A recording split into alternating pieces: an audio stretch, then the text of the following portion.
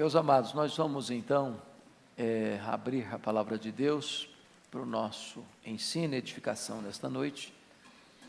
E eu convido você para abrir então em Colossenses mais uma vez, agora Colossenses capítulo 3, e nós vamos fazer a leitura de 2 versículos. Hoje, diferentemente do que tenho pregado costumeiramente, porque o meu estilo de pregar é expositivamente, hoje eu não vou fazer um sermão expositivo, hoje eu vou fazer um sermão tópico. E é curioso que os estudiosos da homilética, alguns deles, verdadeiramente não gostam do sermão tópico. Isso levou talvez a maior autoridade viva atualmente em homilética, Dr. Haddon Robson, que é professor do seminário de Gordon, em Boston, Estados Unidos, disse que um pregador devia pregar um sermão tópico a cada 10 anos, e terminar de pregar e pedir perdão para Deus. Então eu estou nessa condição. Mas ele também chegou a dizer, por outro lado, que mesmo que você não esteja fazendo uma exposição, o seu sermão precisa ser bíblico nos pontos que aborda. Desta forma, mesmo sendo tópico, precisa ser expositivo, porque você não está expondo a sua ideia, você está expondo a palavra de Deus. Bom, então vamos ler 2 versículos. Primeiro, Colossenses 3, versículo 8. Está escrito o seguinte: agora, porém, despojai-vos igualmente de tudo isso: ira, indignação, maldade, maledicência, linguagem obscena do vosso falar. Chama a sua atenção para essa expressão, despojai-vos. Agora, versículo 12: revesti-vos, pois, como eleitos de Deus, santos e amados, de ternos afetos de misericórdia, de bondade, de humildade, de mansidão e de longanimidade. Então eu gostaria que você frisasse essa expressão, revesti-vos. Então hoje, na minha mensagem tópica, eu vou me prender a essas 2 palavras: despojai-vos e revesti-vos. Você tira um, bota outro. É como uma roupa. Você tira uma roupa suja e bota uma roupa limpa. Você tira aquilo que nós chamaríamos de um pecado, de um hábito, de uma atitude, de uma postura errada, e você adota uma outra atitude, uma outra postura, um outro comportamento correto. Então, o que é que nós precisamos deixar de ser e o que nós precisamos ser? Em outras palavras, nós estamos diante de um texto que exige de nós uma espécie de balanço, de avaliação. Como aqueles comércios mais antigos que fechava para balanço. Tem hora que você precisa fazer isso. Já dizia o pensador grego Platão, que a vida sem reflexão não é digna de ser vivida. A gente não pode ir levando a vida, empurrando a vida. Precisa parar, avaliar. O que eu estou fazendo está certo? A minha atitude é boa? A maneira como eu falo é adequada? A maneira como eu ajo é certa? A maneira como eu reajo abençoa as pessoas? A maneira como estou conduzindo a minha vida, está certo isso? Tem coisas que você precisa ter coragem de tirar, de despojar, de arrancar de você. E tem outras coisas que você precisa incorporar na sua vida, adotar na sua vida, acrescentar à sua agenda. Então, a vida cristã é constantemente uma ação de despojar e de revestir, de despojar, de revestir, de despojar e de revestir. A pergunta hoje é essa: o que é que eu devo tirar da minha vida? A outra questão é: o que é que eu devo acrescentar à minha vida? Então, para não ter nenhum desequilíbrio, eu vou mencionar 6 coisas que nós devemos despojar. Como roupa suja, você tira e bota no canto. E depois nós colocaremos 6 coisas que nós devemos vestir, nos revestir e agregar à nossa vida.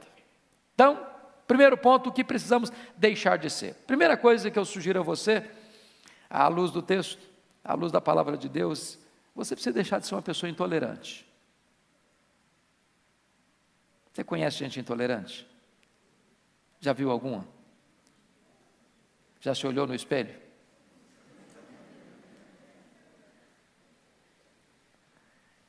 Tem hora que você é intolerante, não, fala a verdade. Tem hora que é muito difícil conviver com você, não é não? Tem hora que parece que você chupou limão desde o primeiro momento do dia. E às vezes você é intolerante dentro da sua casa. Polido com os de fora, amável com as pessoas de fora, mas em casa, duro no trato, rude nas palavras, semblante fechado. A Bíblia fala de um homem chamado Nabal. Ele era um cara rico, tinha muitos bens, tinha uma mulher bonita, tinha vários filhos. Mas a Bíblia diz que ele era duro no trato e ninguém podia falar com ele. Abria a boca, criava dificuldade. Há pessoas que são assim. Elas criam dificuldade onde chegam. Abrem a boca, em vez de resolver problema, criam mais problema. Então eu quero dar um conselho para você. Deixa de ser cri-cri.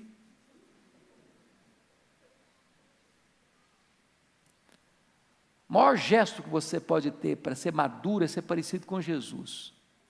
Quando Jesus abria a boca, ele abençoava. Os feridos eram curados, os desanimados eram encorajados, os que estavam acomodados no pecado ficavam perturbados. E desta maneira, eu gostaria que você agisse com as pessoas de dentro da sua casa, de dentro do seu trabalho, da sua convivência, como você gostaria que as pessoas agissem com você. Deixe de ser intolerante. Segunda coisa, o que é que você precisa deixar de ser?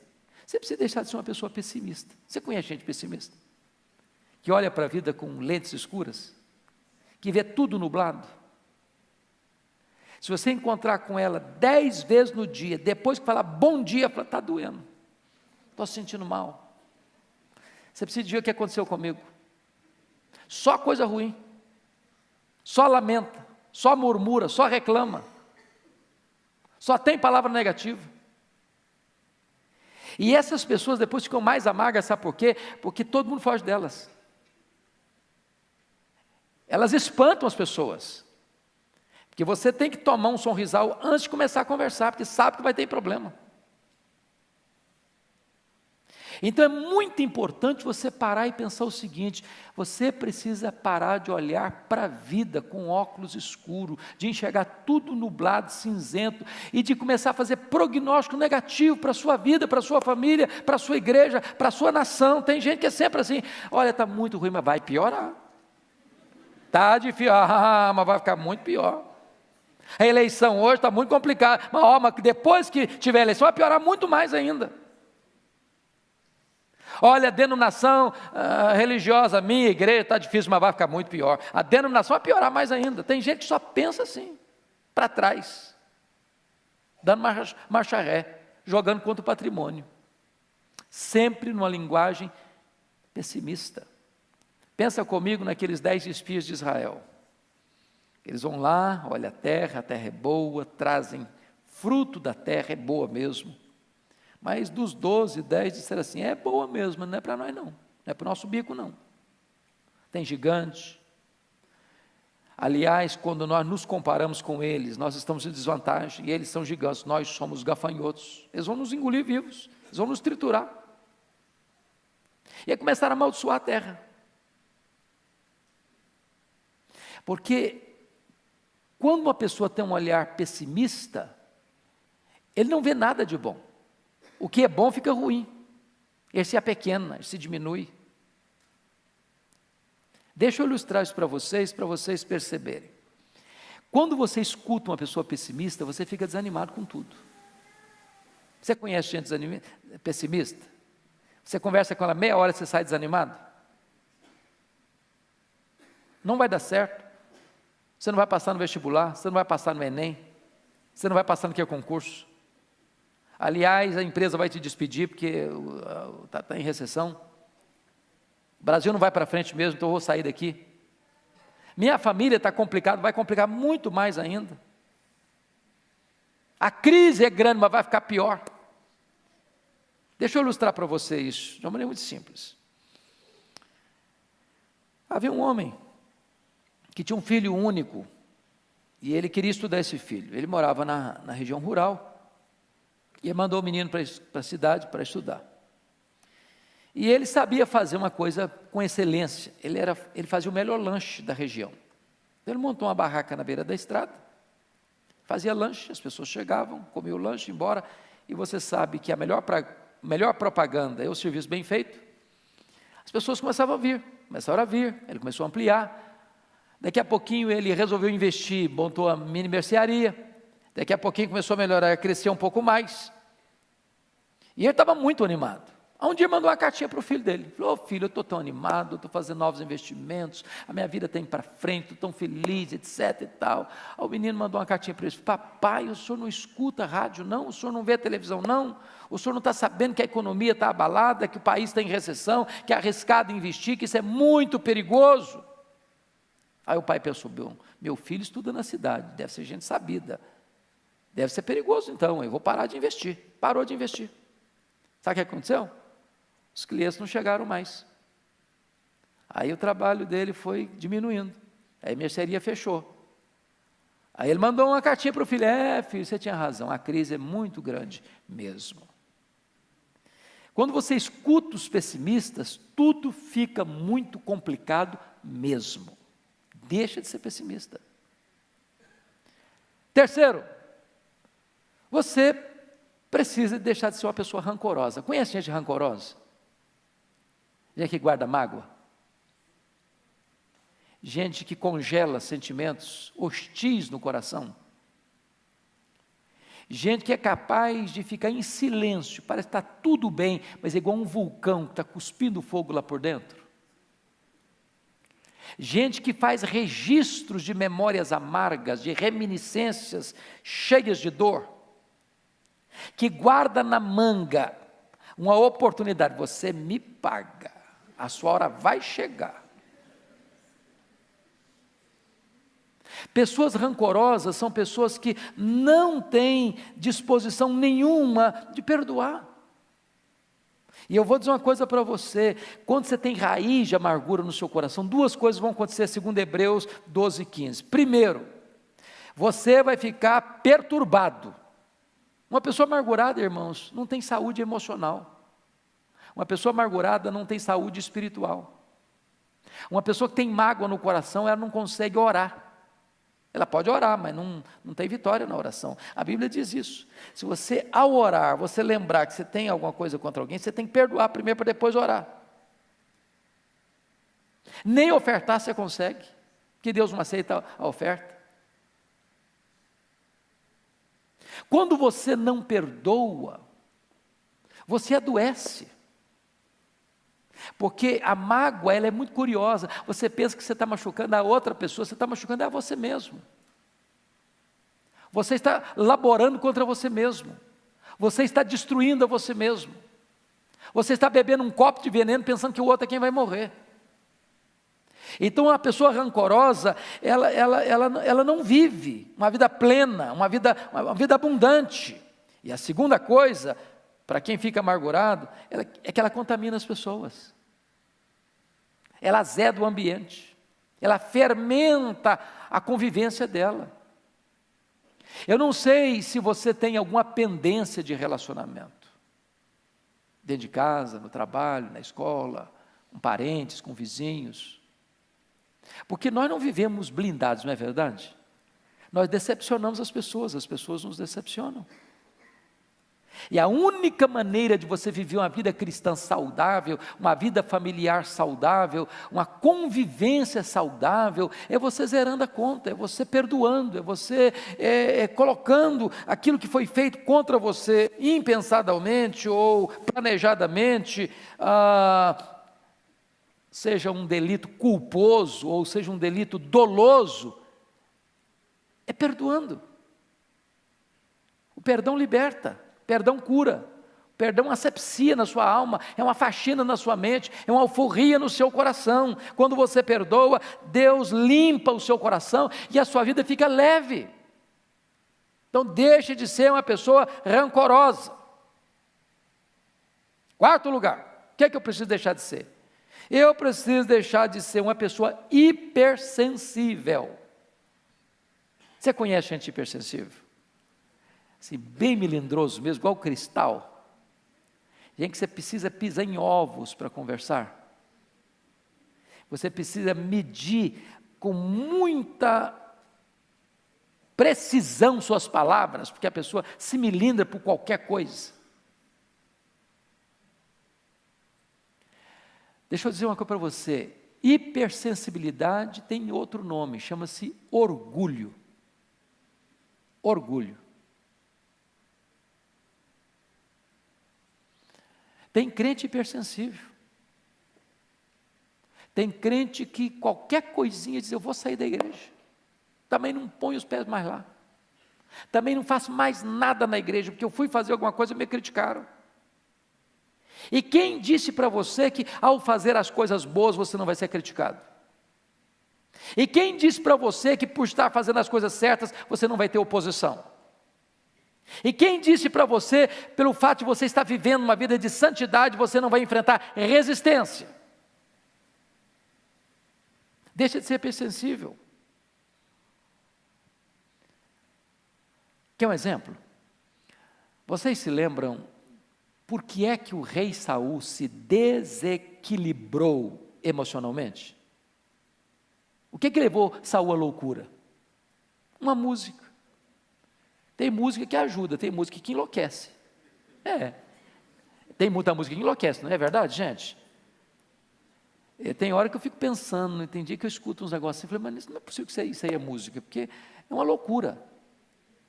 Mas houve uma música que ficou lá na parada de sucesso mais de uma semana, a música, e a música era essa.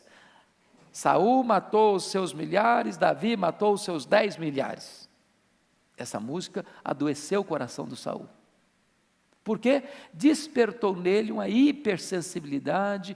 Puxa vida, tem gente que está sendo mais honrada do que eu, e eu sou o rei. Você conhece gente que fica constrangida quando o outro é mais honrado que ele? Quando ele queria ter recebido os lauréis, os louros, os aplausos, e é o outro que recebe? Você sabia que nós temos mais facilidade de chorar com os que choram do que nos alegrarmos com os que se alegram? Porque nós somos hipersensíveis, nós somos vaidosos, soberbos, orgulhosos e queremos tudo para nós, e quando o outro é honrado, nós nos sentimos machucados por dentro, feridos, por causa da nossa hipersensibilidade.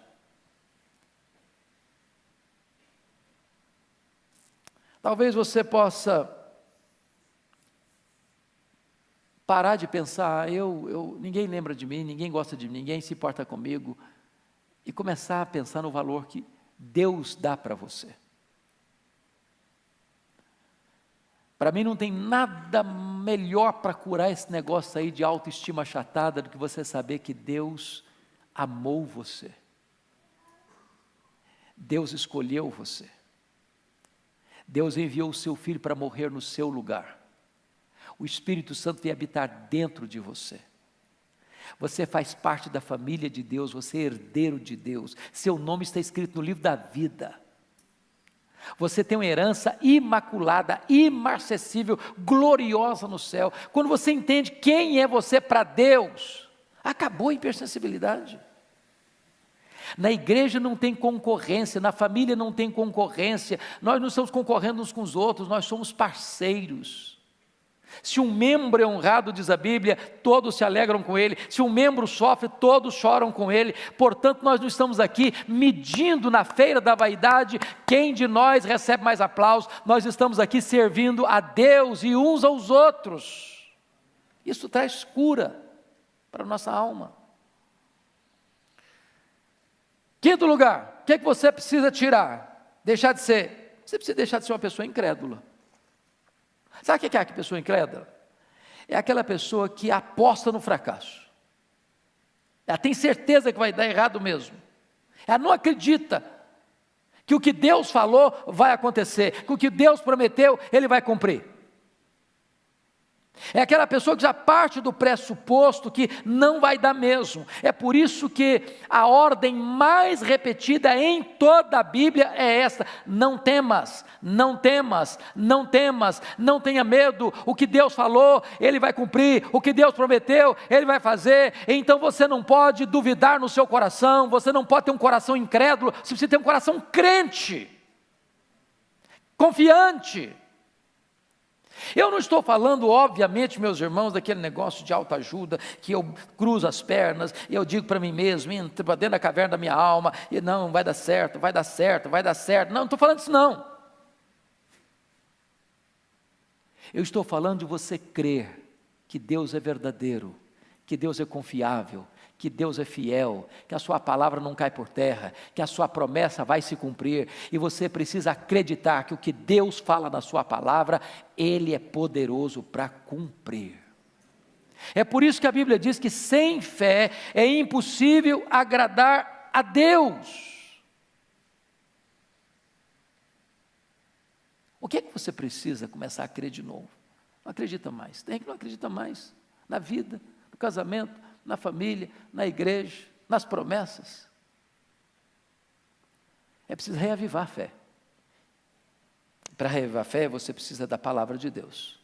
Porque a fé não vem pelo milagre, a fé vem pelo ouvir e ouvir a palavra de Deus. Último lugar, sexto lugar. O que é que você precisa deixar de ser? Você precisa tirar, despojar. Você precisa deixar de ser uma pessoa descomprometida com Deus e com a sua igreja. Desculpa da expressão, deixa de ser um crente fajuta, meia boca. Você conhece crente que é turista? O pastor John, lá da igreja da Coreia, esteve aqui, eu achei bonito o que ele falou. Ele disse que na igreja lá da Coreia, ele tem 4 fases de discipulado. Fase D, fase C, fase B, fase A. A primeira fase, a fase D, é aquele crente que vai à igreja de vez em quando. De vez em quando. Eu conheço crentes que vão à igreja no Natal, depois no batizado, ou no batismo de alguém, amigo, depois na Páscoa, no Dia das Mães, e está muito bom. Então a fase D é para esse camarada que vem, é um turista. A fase C é daquele camarada que vai para a igreja, até vai nos cultos, ele vai até nas reuniões de oração, mas não é comprometido. Ele vai, assenta, escuta e vai embora. Ele não lê Bíblia, ele não ora, ele é um frequentador de igreja, um esquentador de banco. A fase B é daquela pessoa que é assídua, que está presente, que lê sua Bíblia, que faz oração, que participa da reunião de oração, mas também não tem ministério na igreja. Ele não ensina ninguém, ele não discipula ninguém, ele não ajuda ninguém, ele não visita ninguém, ele não vai orar com ninguém, ele não se interessa em trazer ninguém. É ele, a vida é ele, eu estou me cuidando bem, mas que os outros se virem.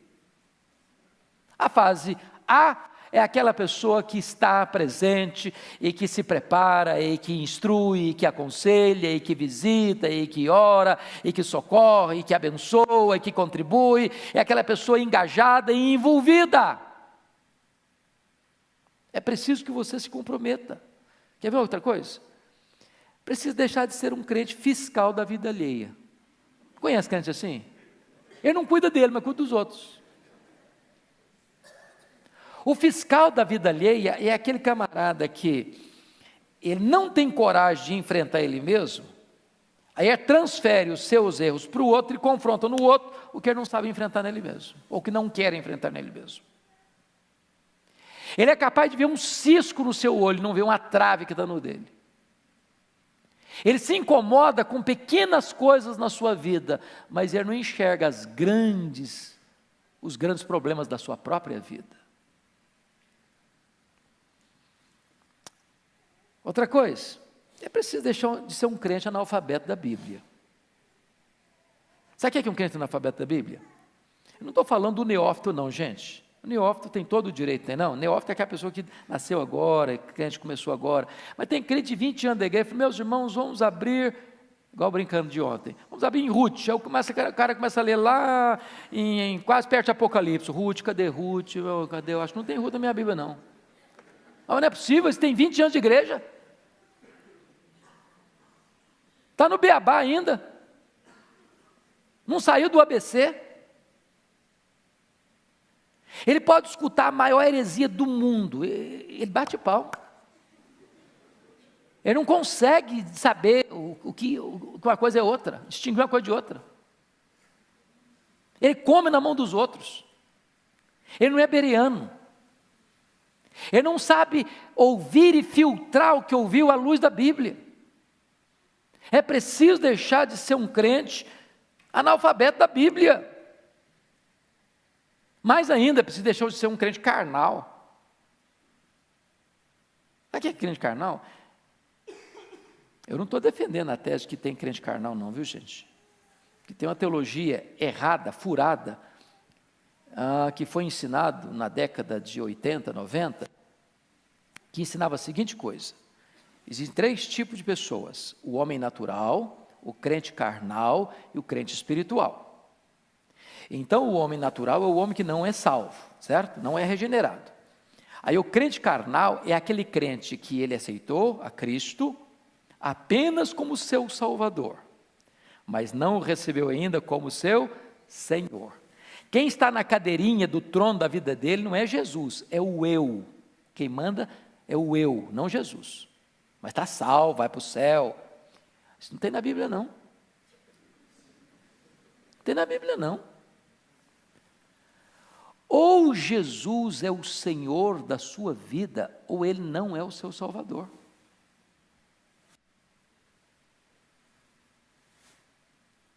Não tem desse negócio de crente meia boca, crente mundano. Deus não nos salvou no pecado, Deus nos salvou do pecado.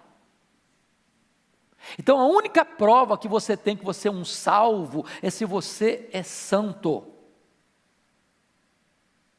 Não pense você que vivendo uma vida mundana, eu estou salvo, não, eu fui eleito, eu sou um eleito de Deus, eu posso ver do rei que eu quiser, porque estou garantido, coisíssima nenhuma. A única evidência que você é um eleito de Deus é se você é santo, é irrepreensível. Quem não ama a santidade é porque nunca nasceu de novo.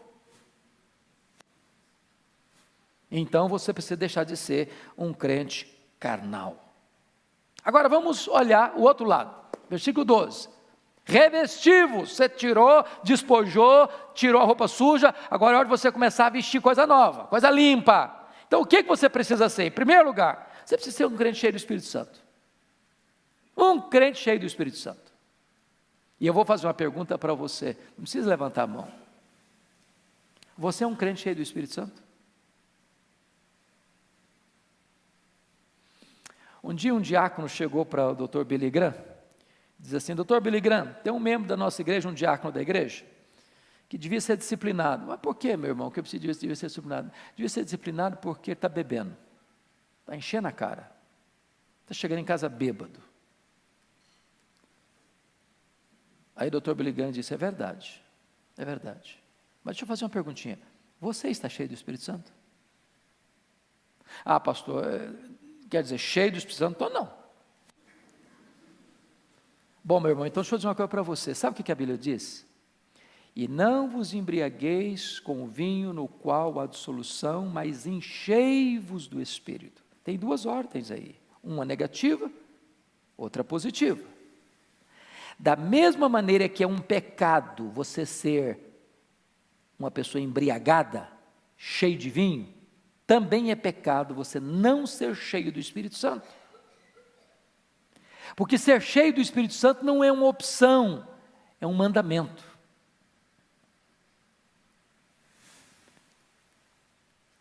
Portanto, não ser cheio do Espírito Santo é pecado. É uma ordem. Tem crente que ora, Senhor, eu quero ser cheio do Espírito, me enche do Espírito Santo, me enche do Espírito Santo, me enche do Espírito Santo. Deus diz, mas seja cheio, eu já estou mandando você ser cheio há muito tempo. Então, se eu e você não estamos cheios do Espírito Santo, não é por culpa de Deus, não, porque já nos mandou, enchei-vos. O problema é que tem uma lei da física que diz assim, que 2 corpos não ocupam o mesmo lugar ao mesmo tempo. Para você ser cheio, o que tem que acontecer? Você tem que esvaziar. De repente você está querendo ser cheio, mas está entupido de outras coisas. É preciso ser cheio do Espírito Santo. Como é que eu sei que eu sou uma pessoa cheia do Espírito Santo? A Bíblia diz. Revela-se na língua. Você adora a Deus. Você tem comunhão com seu irmão. Você é grato. Você é humilde para servir.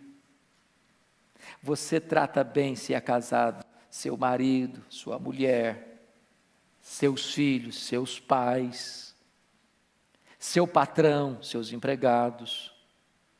Ah, pastor, eu sou um homem cheio do Espírito Santo, mas eu quebro o pau com as pessoas. E aí? Você é cheio do Espírito Santo quando seus relacionamentos demonstram isso com Deus e com seu próximo. Cheios do Espírito Santo. Então nós precisamos ser cheios do Espírito Santo. Você está cheio? Segunda coisa que nós devemos ser: uma pessoa alegre. Alegria também não é opção não. A Bíblia diz assim: alegrai-vos sempre no Senhor. Outra vez digo, alegrai-vos. Agora, pense comigo. Você conhece crente triste? Crente cara comprida? Crente ranzinza? Mal-humorado? Cara feia? Sisudo? Não dá um sorriso por nada na vida?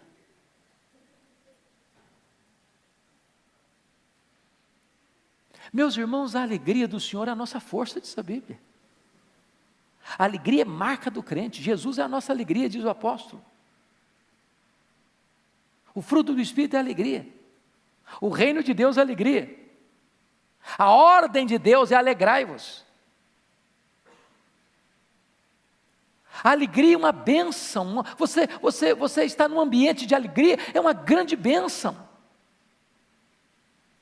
Então, não é possível que você, tendo um encontro com o Evangelho, com a graça de Deus, ser salvo, ter o Espírito Santo dentro de você, ser selado com o Espírito Santo, ter o nome no livro da vida, ser herdeiro de Deus, ser coerdeiro com Cristo, ser cidadão do céu, ser ovelha de Cristo, ser menino dos olhos de Deus, ser herança de Deus, ser a joia preciosa de Deus e viver triste.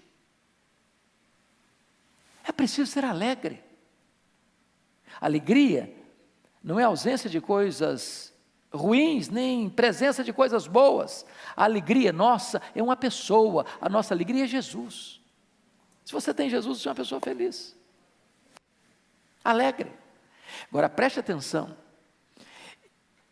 existe uma diferença enorme entre ser feliz ou ser alegre e estar feliz e estar alegre. Vocês concordam à luz da Bíblia? Eu vou ilustrar. Pense comigo. Você é pai, você é mãe. Quem é pai e mãe aqui? Levanta a mão. Ok. Filho seu fica doente. Leva para o hospital. A situação é grave. Você vai feliz para o hospital? Vai ou não vai? Não. Você não está feliz. Mas você é feliz. O estar é circunstancial, o ser é essência, é o permanente, é a realidade existencial. Nem sempre você está feliz, mas você é feliz. A pessoa que depende de circunstância, ela está feliz, está lá numa festa, está feliz, volta para casa, bota a cabeça no travesseiro, está desesperado, está um vazio na alma. Ela está feliz, mas não é feliz. Você pode não estar feliz na hora do luto, na hora da doença, na hora que você é mandado embora de um emprego, na hora que você planejou uma coisa e saiu outra. Mas isso não altera quem você é. Vocês lembram da experiência do Dr.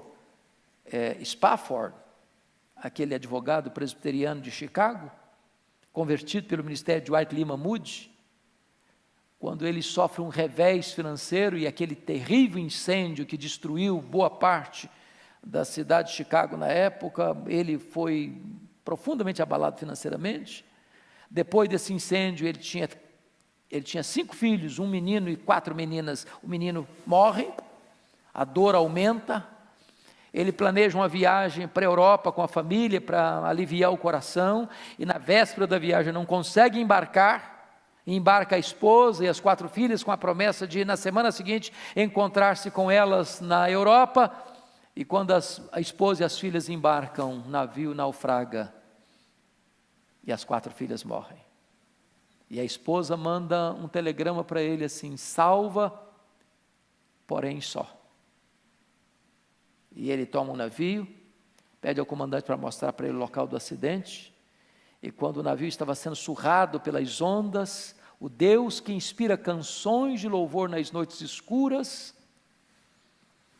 pôs no coração dele essa música: se paz a mais doce me deres gozar, se dor a mais forte sofrer, ó seja onde for, tu me fazes saber que feliz com Jesus sempre sou. Sou feliz com Jesus, meu Senhor.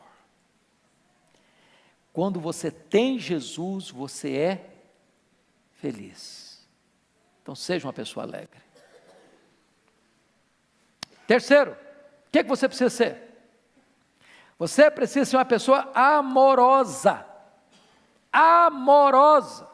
Sabe o que a Bíblia diz lá em João 13, 34 e 35? Novo mandamento vos dou, que vos ameis uns aos outros, assim como eu vos amei, que vos ameis uns aos outros. E nisto conhecerão todos que sois meus discípulos, se tiveres amor uns pelos outros. Agora deixa eu dizer uma coisa para você. Tem gente que ama, mas não diz.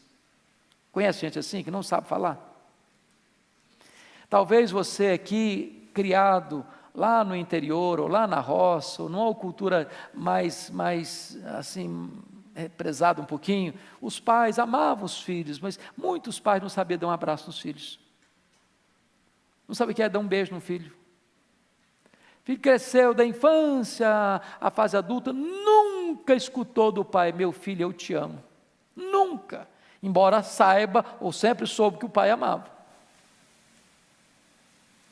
Eu não sei como é que é você, como é que é a sua estrutura, como é que você faz com isso dentro da sua casa, mas você precisa aprender, se ainda não sabe disso, aprenda a dizer eu te amo, aprenda a dizer.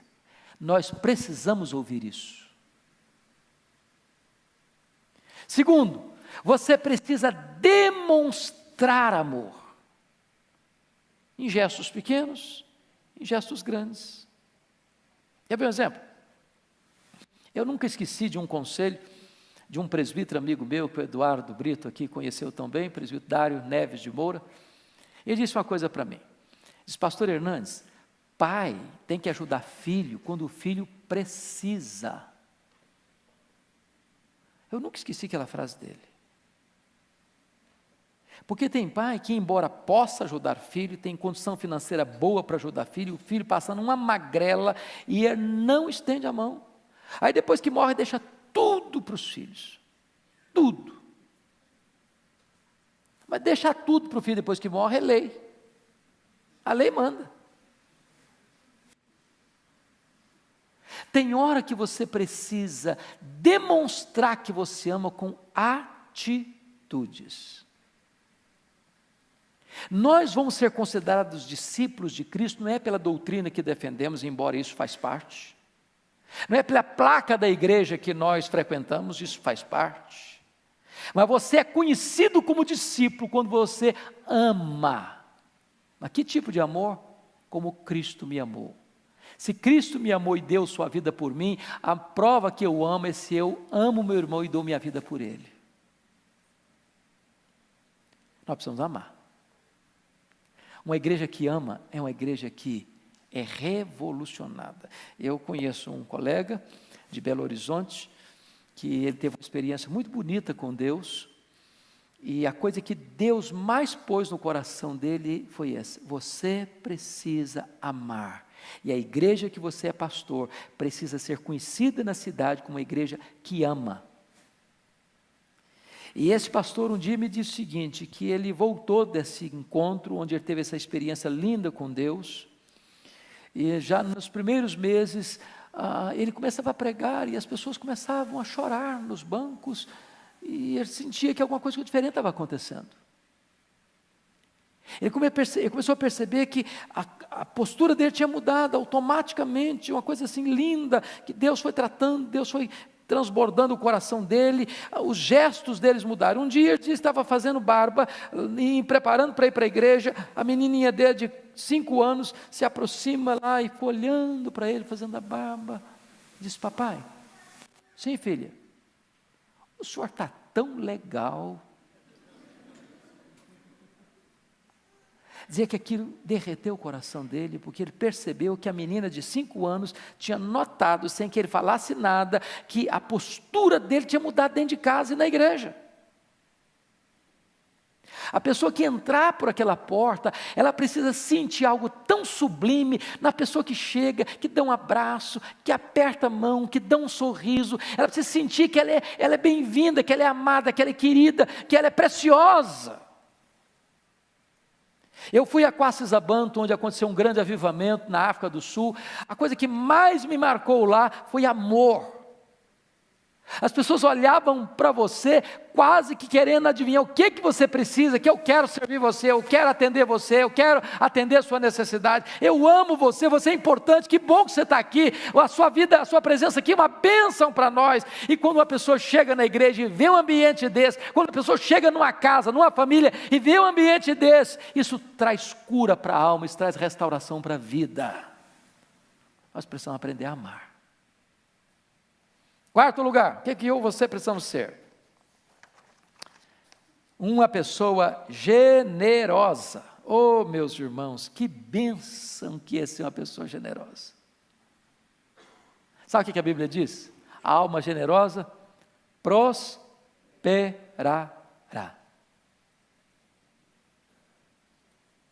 Generoso. A Bíblia diz que quando você dá ao pobre, a Deus você empresta. Qual o maior problema que você e eu temos para sermos generosos? A síndrome de dono. Se eu acho que o que está na minha mão é meu, eu quero para mim, para o meu deleite. Quando você entende que tudo é de Deus, e você é mordomo de Deus, e Deus é generoso, você vai ser generoso com o que é de Deus. Você vai administrar o que é de Deus, agindo como Deus agiria, porque tudo é dele. Eu não sei se você tem, e nós precisamos, às vezes, deixa eu lhes dizer isso, às vezes nós ficamos preocupados, porque existem extremos, né? Existe hoje as pessoas que estimulam as pessoas a dar, porque elas é que querem receber. É a teologia da prosperidade. Você dá para a igreja, você vai receber 10 vezes mais. Então, isso que dá para a igreja, dá para o pastor. E o pastor embolsa, e a igreja é uma empresa, e ele é o dono dessa empresa, e aí você tem megas empresários religiosos. E aí a gente quer fugir desse extremo. Mas nós precisamos entender uma coisa, o princípio bíblico é correto, a motivação precisa ser santa.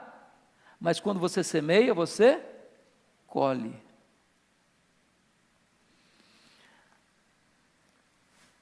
Deus não fica devendo ninguém. Então comece a ser generoso. Alguém diz o seguinte: pastor, mas eu não tenho nada para dar, não. Eu sou muito pobre, o que eu ganho não dá nem bem direito para mim. Deixa eu dizer uma coisa para você: ninguém é tão pobre que não possa dar, e ninguém é tão rico que não possa receber. Generosidade não tem a ver com quanto você tem, mas quão generoso é o seu coração.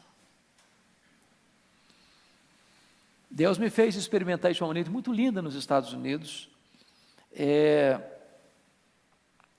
Nós chegamos com algumas dificuldades financeiras, mas eu e minha esposa tomamos uma medida. Nós chegamos com a seguinte informação: o americano é um pouco frio, diferente, tal, secão. A nossa experiência foi 100% o contrário disso. 100%. Nós queremos ir para abençoar. Minha esposa cozinha muito bem, graças a Deus, eu fico muito feliz por isso. Que eu faço um ovo cozido, que é uma coisa espetacular. E o que nós fazíamos? Fazíamos a comidinha gostosa. E toda semana a gente escolhia uma casa. Aí batíamos na porta, nós viemos trazer uma comida para vocês. Deus abençoe, então voltar para casa. Outra semana, outra família. Outra semana, outra família. Começamos a descobrir que tinha velhinhos lá, cujos filhos moravam na cidade, tinha mais de ano que não ia lá ver os pais. Quando os velhinhos recebiam aquele prato de comida e um sorriso nos lábios, eles começavam a chorar. A chorar. Estava vindo embora, tinha que vender meu carro, que era velho, e estava avaliado num valor de 3.500. O pastor, meu vizinho, falou: rapaz, eu só tenho 2.000, eu não tenho mais, mas eu preciso do seu carro. Na hora Deus falou: entrega o carro para ele. Pode entregar o carro para ele. O 1.500 do outro é generosidade. Aí eu falei: tá bom, pastor, o senhor fica com o carro pelos 2.000, não tem problema não. E eu estava vindo. Aí fui olhar um presente para o meu sogro, $300. Tá bom, vamos lá comprar o presente. Aí eu falei: não, mas você fica com o carro até você me entregar. E eu fiquei tão impressionado com aquilo que nós cuidávamos de uma escola que os meninos estudavam, e a minha esposa foi lá concluir esse trabalho, nós já estávamos com tudo pronto, as malas feitas, a casa já fechada praticamente. Aí ela me liga: corre aqui porque eu bati o carro. Quer dizer, carro vendido e não entregue, batido é uma complicação, né? E eu fui para lá preocupadíssimo. Uma caminhonete truque bateu na traseira, era um Toyotinha antigo, velho, daqueles mais reforçados. A picape saiu rebocada, com o radiador todo arrebentado. Quando eu cheguei, não tinha nada na traseira do carro. Sabe o que é nada? Falei: cadê o carro batido?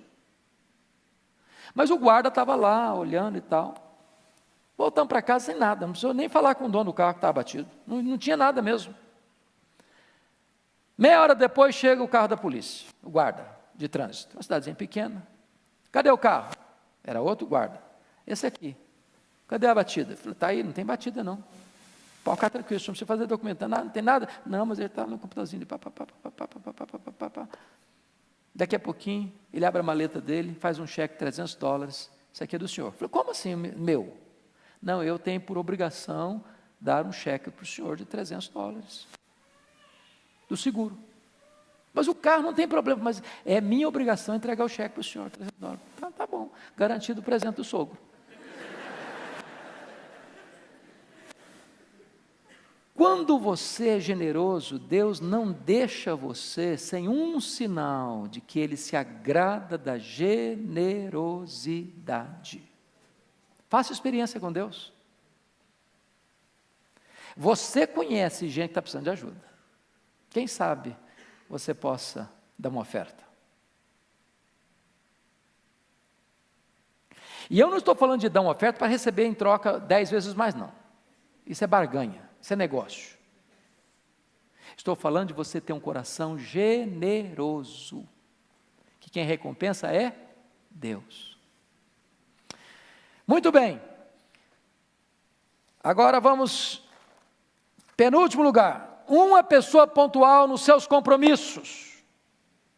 Ô gente, você conhece crente, não estou falando de vocês não, viu, vocês são verdadeiros heróis. Da minha casa aqui na igreja, no domingo eu gasto 10, 15 minutos no mais tardar, tem segunda que eu gasto 1h e 15. Então, se existe uma cidade que não dá para cobrar muito pontualidade, São Paulo é uma. Mas tem crente que chega sistematicamente na igreja dele atrasado. É hábito chegar atrasado, mas não chega atrasado no aeroporto, mas não chega atrasado na rodoviária, mas não chega atrasado no emprego, senão vai mandar embora. Mas Deus, né? Para Deus qualquer coisa serve. Hoje, gente, a gente precisa aprender a ser pontual. Pontual na escola, pontual nos compromissos, responsável com aquilo que a gente assume. Não ser corpo mole, não ser preguiçoso. Cumprir com as obrigações, cumprir com os deveres. Palavra empenhada, vale mais que um contrato. Nós precisamos resgatar a credibilidade da nossa palavra, dos nossos compromissos. Sermos pontuais na igreja. A não ser que vocês, como eu, tem dia que você sai do trabalho, eu sei que vocês, eu dou graças a Deus. Eu tenho a maior gratidão de ver vocês, muitos de vocês vindo direto do trabalho, fazendo um lanche aqui na igreja, voltando para cá, chegando tarde, para acordar no dia de madrugada de novo. Louvado seja Deus! Mas nós precisamos, se temos alguma coisinha nessa área, precisamos melhorar. Compromisso. Finalmente, o que é que nós precisamos ser? Uma pessoa comprometida com oração, com a palavra de Deus. Eu não vou pedir você levantar a mão, mas quantos de vocês já leram a Bíblia toda? Gênesis, Apocalipse. Já leu, filhote? Bênção, louvado seja o Senhor. Assuma esse compromisso. Se você ler 3 capítulos por dia, você lê a Bíblia toda no ano. Eu conheço um colega que lê Salmos, eu gosto de ler Salmos, só lê Salmos, mas a Bíblia não é só Salmos. Eu gosto de Provérbios, acho beleza, mas a Bíblia não é só Provérbios. Leia, estude, medite, conheça.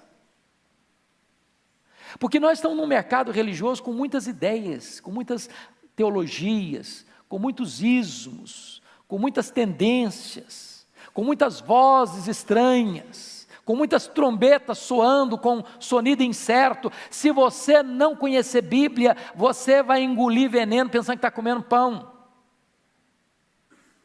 Estude a Bíblia. E eu vou lhes dar e eu quero terminar aqui. Eu vou contar para vocês a minha experiência. Marcou minha vida. Eu fiz seminário em 78, 81. E eu era um aluno razoavelmente responsável, bastante responsável com os meus estudos. Até porque eu era muito ruim de bola. Então, meus colegas jogavam bola, eu era a reserva dos pernetas, chegava lá, ninguém me escolhia para jogar. E quando eu era o último escolhido e ficava no time mais fraco, já levava uma goleada com 10 minutos e eu ia embora. Falei, agora meu jeito é estudar mesmo, não adianta. Não tem futuro como esportista. Fui meu primeiro aluno nos 3 anos consecutivos, mas eu achava que a minha vida estava ótima. Até o dia que no 4º ano, começo do 4º ano, eu vou pregar numa igreja, e uma abençoada de uma moça se aproxima de mim e me faz uma pergunta que não devia ter feito, aliás, devia sim. E aí, jovem, como é que está a sua vida com Deus? Sua vida de oração? Mas ela não perguntou aquela vidinha de rotina, não, de orar de manhã, no café da manhã, no almoço, na janta, aquela oração assim, do ritual. Ela foi mais fundo na coisa. E eu disse para ela, filha, embora eu tenha estudado com tanto zelo, mas a minha vida com Deus está muito aquém do que precisa estar. Voltei para o seminário, tinha uma sala lá, chamada Sala da Oração. Tinha um sofá, tinha uma cadeira e mais nada. Eu peguei minha Bíblia, botei debaixo do braço, sozinho para lá. Me ajoelhei, li a Bíblia 15 minutos, orei 15 minutos. No dia seguinte, peguei minha Bíblia e fui para lá. Primeira semana, sozinho. Na segunda semana, aquilo já era um deleite para a minha alma. Aquelas lutas internas, às vezes, foram sendo completamente vencidas automaticamente. Na terceira semana, alguém olhou, me viu entrando na sala, posso entrar com você? Claro. Outro, posso ir também? Claro. No outro dia, outro, posso ir também? Claro. E um grupo de moços começaram a buscar a Deus, clamar ao Senhor, para Deus restaurar a vida, para Deus trazer avivamento. O coração foi se aquecendo. Daqui a pouquinho, colegas batiam na porta do meu quarto. Posso entrar falar um pouquinho com você? Abriu o coração, estou precisando de ajuda. Orava por ele, Deus aquecia o coração. Nós precisamos ter o nosso momento a sós com Deus. Tem luta na sua vida que você não vai vencer no braço, você vai vencer de joelhos. Você precisa amar a Deus, amar a palavra de Deus. Esse livro precisa ser vivo na sua mão. Seu coração precisa ser aquecido de novo. Você precisa ler o seu coração palpitar. E às vezes você corre o risco de se tornar um religioso profissional. Um pastor me disse há poucos dias, com lágrimas nos olhos, pastor Hernandes, eu me tornei um profissional de fazer sermão, mas isso não tem nada a ver comigo, mas isso não mexe mais comigo. O que é que nós precisamos fazer? Pedir que Deus produza amor no nosso coração, pela palavra, pela oração. Que Deus nos ajude a tirar o que precisa ser tirado e a colocar o que precisa ser colocado na nossa vida.